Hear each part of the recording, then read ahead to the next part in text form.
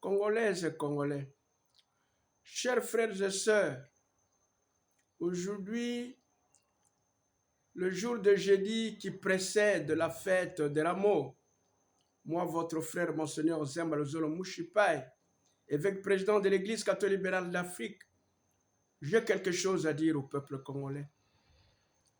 Chers frères et sœurs, nous devons nous donner des conseils nous-mêmes. J'ai deux grands points auxquels je voudrais au moins faire un point ici, voir comment les gens doivent se diriger. Vous savez bien que réellement nous sommes en guerre. Nous sommes en guerre contre beaucoup d'ennemis. Normalement, nous devons tous nous ranger derrière le chef de l'État, pourvu que lui aussi soit réellement honnête, pourvu que lui aussi soit vraiment celui qui défend le pays.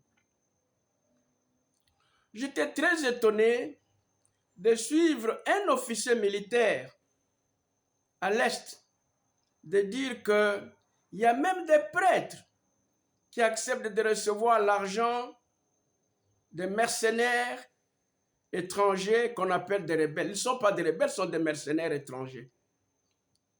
Le chef de l'État les appelle les terroristes et vous les appelez les rebelles, je ne sais pas. Comment des prêtres peuvent faire des choses comme cela? Nous comprenons. C'est pour cette raison-là que je vous dis toujours que nous sommes à l'ère du verseau. Nous sommes à l'ère moderne. Quand quelqu'un vous dit qu'il est catholique, demandez-lui il est catholique de quelle église, parce qu'il existe plusieurs églises catholiques. Mes chers frères et sœurs, ne continuez pas toujours à vivre dans la colonisation, dans la manipulation, dans les mensonges. Parce que beaucoup de choses que vous connaissez comme chrétiens sont des mensonges, qui ne sont pas vraiment du christianisme. Comment un prêtre peut aller recevoir l'argent des gens qui sont en train d'agresser son pays? J'étais très froissé d'apprendre les prêtres, parce qu'ils n'ont pas cité quel genre de prêtres. Heureusement que les prêtres catholiques libéraux ne sont pas encore là. Vous voyez, quand vous voyez cette église-là, vous devez lui demander, vous êtes prêtre de quelle église? Il n'existe pas seulement une seule église catholique, comme vous appelez vous tous, l'église catholique, ça serait vous penser à Rome.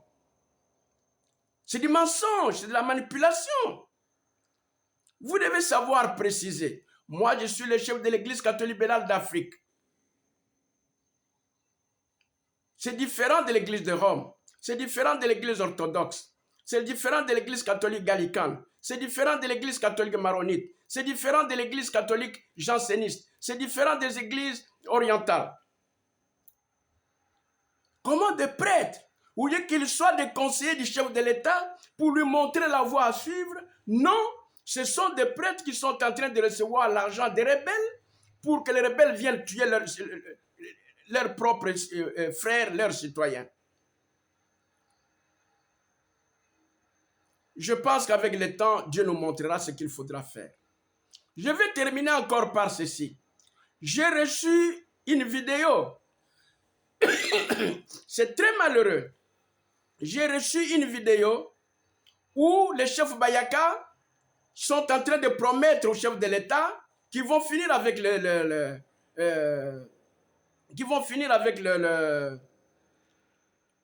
Bateke. Chers frères et sœurs, vous tous qui êtes calmes, vous êtes complices. Je vais commencer par d'abord à demander à Mbosso. Mbosso, vous êtes parmi les notables Bayaka. Vous avez travaillé avec Mobutu. Les Bateke étaient où? Mbosso, vous avez travaillé avec Mobutu. Vous avez travaillé avec Kabila. Enfin, je ne dis pas qui. Kabila. Vous avez travaillé avec Kabila. Les Bateke étaient où? Mbosso, vous avez travaillé avec... Prenons d'abord mon ami Kikatangina. Vous êtes Mouyaka. Moi aussi, je suis Mouyaka. Quand vous étiez là-bas, depuis que vous êtes nés, les Bateke étaient où? Depuis la colonisation, les Bateke étaient où?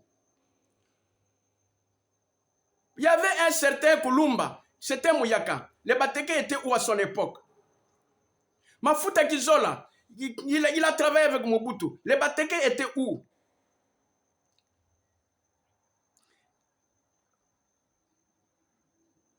Kibao Madiatanzao, c'était Mouyaka. Quand il était là-bas, les Bateke étaient où? Président de la République. Ngai ndeko na yo mushipa izemba luzolo. Naza episkopo. Nazo yebisonga naza episkopo. Kulanda ba episkopo mututa lokutate. Tika makambo ya bayaka wana bazako yebisa yo. Ngai pe naza moyaka. Tuzala ba mabele na biso. Tuzala ba mabele na biso.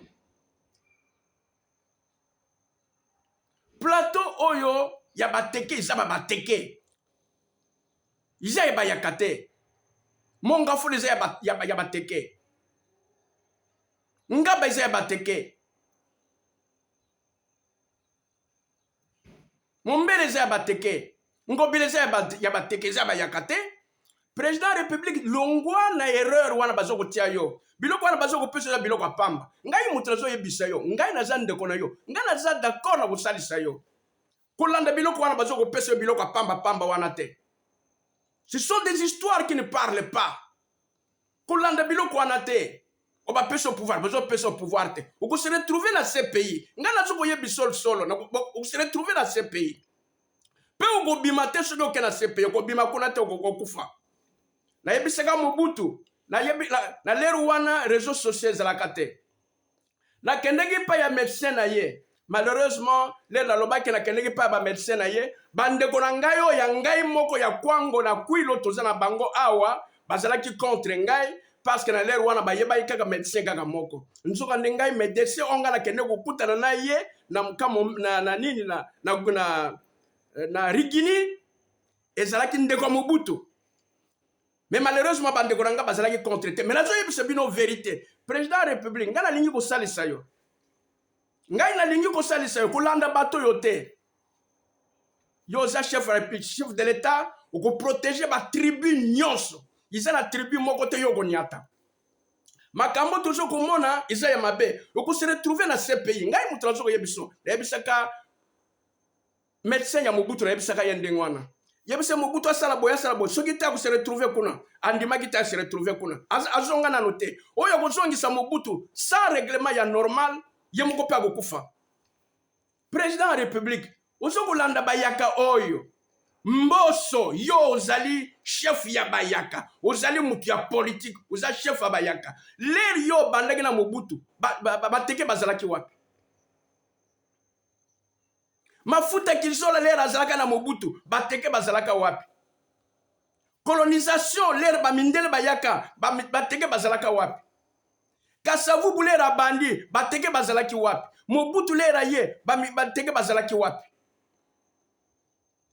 Bande kona ngai botia président république na erreur te bazo kutia yo na erreur ngai ndeko na yo monseigneur mushipa izemba lozo nazali ko yebiso vérité longwa na makambo wana kanga bato yo nyonso babomi bato bateke soki to ko se retrouver na ces pays ngai mushipa izemba lozo nazali ko yebiso mission na ngai ezali ko yebisa mutu vérité mission na ngai ezali ko yebisa mutu vérité nazali komona ces pays pene na yo ngai mushipa izemba lozo yebiso vérité soki zo ndima ngai te likambo te mais soki okomi na esika wana mutu moko akobimisa liso aza te oza na pouvoir bato wana bakosa yo te baya kopesa yo masque ya pamba elobaka te iza na rien kuna na kati tala bango moko d'abord situation nini baza nango tala bango moko situation nini baza nango pourquoi baya kokosa yo bapesa masque ekosalisa na mosala nini yo ozali mokonzi ya mboka biso nyo tokozala nsima na yo il faut protéger ba tribu nyonso protéger bateke bato wana nyonso babomi bateke il faut bakota prison il faut basambisa bango soki te président ya république ngai mushipa ezembo lezo nazali koyebisa yo makambo nga nazali komona o mingi na kati na bino bazo komona te okokota prison na ce pays okokufa kuna nayebisaka docteur wana po ayebisa Mobutu aboyi akanisaki biso mpo na nzala yango tozoloba na ye. Lelo réseau social ezali ngai nalingi yo nazali parmi ba première personne ya koféliciter yo l'air ozwaki l'air peuple aponi yo na kotia yo na nzela mabe te. Soki erreur ezali oyebiso wana eza erreur, soki bolamu ezali oyebiso wana eza malamu. Je suis parmi les gens qui peuvent vous dire la vérité. Je ne suis pas saint, mais je vous dis que je suis parmi les gens qui peuvent vous dire la vérité. Et bino bande konangai, bo comprendre boy. Be église obozo komona, église catholique ezalaka ka moko te. Soki muto yebiso église catholique eza moko, aza manipulateur. Aza manipulateur. Aza muto colonisation. Aza muto alingi toujours, atia batu toujours na nzela ya bo satana. L'église catholique ezalaka ebele. Izala bamuso bapengwa. Izala bamuso bapengwa. Nalobi te nga naza musantu, me nazali koyebisa bino ke na lero oyo moto ya Nzambe ezali kotambola na ngai. Pe nazali koyebisa président de la République, oza mutu nga naza nsima na yo, nalingi kosupporte yo. Nalingi kosupporte yo na baerreur te. Soki baerreur nga na kosupporte yo te. Nga nalingi kosupporte yo na droiture. Makambo bozo kosala na bateke. Kanga bato nyonso bazo kusala makambo bateke na mboso tuna ye mboso azali mutu ya politique pona ni na zolo bata iloko moko te pona zolo bat Kikata Ngina c'est mon ami de l'école. Kikata Ngina c'était Mouyaka l'air Kikata Ngina tozaki ba na classe ba tout ba nani ba teke bazalaka wapi l'air yo zalaki na Mobutu ba teke bazalaka wapi. Tu te rappelles que na yaka kukutana na yo na sepas yo na kamanda na yaki kukutana na bino. Est-ce que on se rappelle sur makamuninga na yebisaka bino oyebaki makamuninga selekaka sima na yango ceux qui osa vivant pesa bango conseil. Président de la République osala kamwa nzela ya malamu ke batu balingi batia yo na nzela mabe na lingi ulongola nzela wana muyaka moko akopesa force pona te azate force utaka na Nzambe. Force utaka na Nzambe utaka na bayaka te. Bayaka basala lukuta babomi bato il faut bafunda bango il faut bakolisa bango boloko. Yo muyaka usala mabele na yo biso no tosa bayaka ngana sa muyaka biso bayaka bambala basuku biso nyo toza na esika moko tokabola to fifaka na mabele ndenge moko ya batekezi ya bateke mutu moko kosa bino te. Président de la République longwa na nzela wana soki oza na iloko kuna banganga Nzambe ya solo baki kosalisa yo ya solo peut-être lero bozondima te banganga Nzambe me nazali koyebisa bino ke banganga Nzambe ya solo baki kosalisa yo nga nalingi kosalisa yo longwa na nzela wana ya bayaka kota na nzela malamu protéger bateke zongisa bango na nzela na bango muyaka moko aza na droit na esika wana te. Soki boyokeli ngai te ngai nazoyebiso président ya République nazali komikumisa te me mosala bapesi ngai ya koyebisa mutu vérité. Soki te yo kokota na CPI okobima lisusu kuna te. Nalobaka na moto oyo ayeba abana kokota epai ya Mobutu facilement médecin na ye yebisi boye na boye na boye na lero wana réseau social ezalaka te. Ngai pe awa moyen na kote directement na yo en direct na yo izate yango nazali koyebisa yo tika makambo ya bayaka ya mobondo na bango wana ibazo kosala contre bateke iza mbeba droit na yo izali ko protéger bato nyonso soki osilisi bateke okosimba bambala après bambala basuku après basuku bayanzi après bayanzi okosilisa bato wana nyonso bateke baza na droit na esika wana plateau bateke iza bayaka te. Ngai monseigneur mushipa izembo lezo nazali koyebiso naza témoin na miso Nzambe naza témoin na miso bato pe na age na ngai naza témoin na bato nyonso même na ce pays bakobenga ngai na koloba yango matondo na bino nyonso bana mboka bosambela mokonzi alanda nzela ya malamu biso nyo toza na posa tolanda ye tosalisa ye akende na nzela malamu akota na nzela ya mbeba te ya koboma bato pamba oyo yaka bazali kopesa ye biloko wana bazo kopesa babikungu wana isa biloko pamba. Il n'y a rien là-dedans. Je vous dis bien qu'il n'y a rien là-dedans. Il n'y a rien là-dedans. Qu'on ne vous trompe pas, il n'y a rien. Il n'y a rien. lero contre la petit pays bino kwa ko kendete yo que la biso président de la République. Nous ne venons pas là-bas pour supplier quoi que ce soit, mais ngai mission na ngai na monde on nzamba pesi nga en tant qu'épiscopo izele ko yebisa batu vérité olingi kolanda vérité na ngai te a likambo te